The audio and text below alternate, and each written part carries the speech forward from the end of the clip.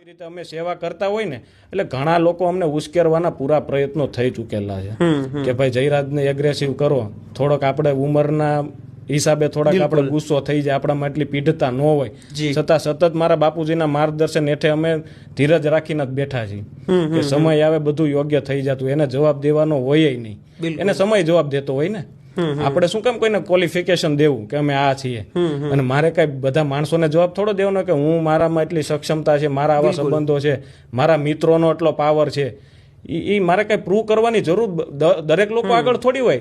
જે મને ઓળખે છે, જે મને સમજે છે, મારી યારે તમે બેઠા તો તમને ખબર પડી ને આ માણસનો આવો સ્વભાવ છે કે આ આવી કામગીરી કરે છે. ત્યારે એવી સ્થિતિ નહોતી કે ભાઈ ઘીના પૈસાથી તમે દીવો કરી શકો, આ એવી સ્થિતિ હતી એ સમયે. એટલે પારિવારિક રીતે સારી રીતે જોડાયેલા પણ થોડુંક અલગ થયા અને પોતે પોતાના પગભર ઊભા થવાનો પ્રયાસ કર્યો. એટલે સ્થિતિ તો સમજો ભાડે મકાન રાખતા હતા અને એવી રીતે રહેતા હતા, પોતે ટ્રક ચલાવતા હતા જે DCM કહેવાય. એટલે સંઘર્ષભર્યું જીવન ખૂબ છે અને મારા માટે પ્રેરણાદાયક એ જ છે કે ભાઈ કઈ રીતે માણસ આગળ વધી શકે પોતાની ધગસથી. પોતાનું એક વિઝન હતું ચોક્કસપણે સારી દિશામાં રહેવું હોય તો ખાનદાનીથી રહેવું હોય તો સંબંધ રાખવાનો, બાકી નહીં રાખવાનો. એટલે આવા એના જે બે ચાર વિચારો હોય એ ખૂબ જીવનમાં સ્પર્શ કરી જાય કે આજનો યુવાન પૈસા પાછળ કાંઈ પણ એનું પોતાનું એ શું છે, આહિરત્વ ખોઈને અમુક વસ્તુ આપણાથી ન થાય, આ ડગલું મારાથી ન ભરાય, એવા ઘણા ખરા વિચારો અને એમાં જવાબદારી વધતી હોય. ભરતભાઈ, મારો પ્રશ્ન તો એનો જવાબ ઈશ્વરે મને આપી દીધો કે ભાઈ તું શું માંગતો હતો, તારી જે જોતું તેની કરતા ભગવાન અમને પછી એની મેળે મેળે એવા કામ આપ્યા છે. ત્યારે મને એમ થયું ભાઈ મારા બાપુજી જે સેવા કરે છે, જે લોકોનો નિસ્વાર્થ કોઈ પણ અપેક્ષા વગર પણ ઈશ્વર તો જોવે છે ને, એ 100% આપવાનો છે. મારા બાપુજીને પહેલેથી મને છે ને થોડુંક આમ બાપુજી જેવા એમ કે આપણે એને બધી વાત ન કરી શકીએ, ડર, મને ખૂબ લાગણી, મને પ્રેમ એટલો કરે પણ હું એમને એક મર્યાદા, હું એમને વાલ ન કરી શકું.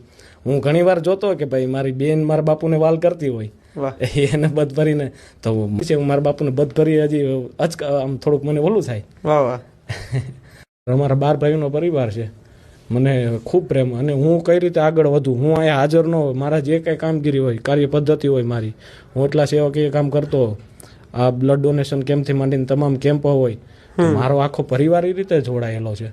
પોતે બધા નોકરિયાત છે, પોતે ધંધાકીય છે, પણ મારો કેમ્પ હોય તો એ પોતે 3-3 કલાક ઊભા રહેલા. મારા ફૂઈના દીકરાઓ, હું આમાં બધાનો આભાર માનીશ કે મારો પરિવાર ખડા પગે, અને એને તો મારા આગળ શું સ્વાર્થ હોય, એને તો ભાઈ કે ભાઈ જયરાજ કેમ આગળ વધે, એને બધાને મારા જે મારા બાપુની 4 ભાઈઓ અને અમે બધા ભાઈઓ થઈને 12 ભાઈઓ, બધાય મને એટલો પ્રેમ કરે અને નિસ્વાર્થ. ભાઈઓમાં તો શું સ્વાર્થ હોય.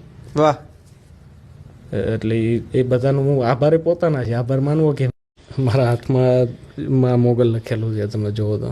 અને મને ખબર નહીં, મારા મમ્મી વાત કરતા, મારા બા મને વાત કરતા કે ભાઈ હું નાનો હતો ત્યારથી, હવે એ તો મને યાદ, મારી યાદ શક્તિ ન હોય બાળપણની, કે ભાઈ ઊભા થાય કે બેસીએ કે હે મોગલ, કે તારા મોઢેથી મોગલ મોગલ. હું નાનો હતો ત્યારથી મોગલ પ્રત્યે આટલી શ્રદ્ધા, વિશ્વાસ બાળપણથી. અને મને કંઈક વચ્ચે મને કંઈક વાત કરી, હું બીમાર પડ્યો હતો ને કંઈક દવા કે આ છોકરાને તમારે આટલો સમય દવા રાખવી જોશે, નહીતર વધારે કે એને જે કંઈ તકલીફ થાય એવું કીધું હશે.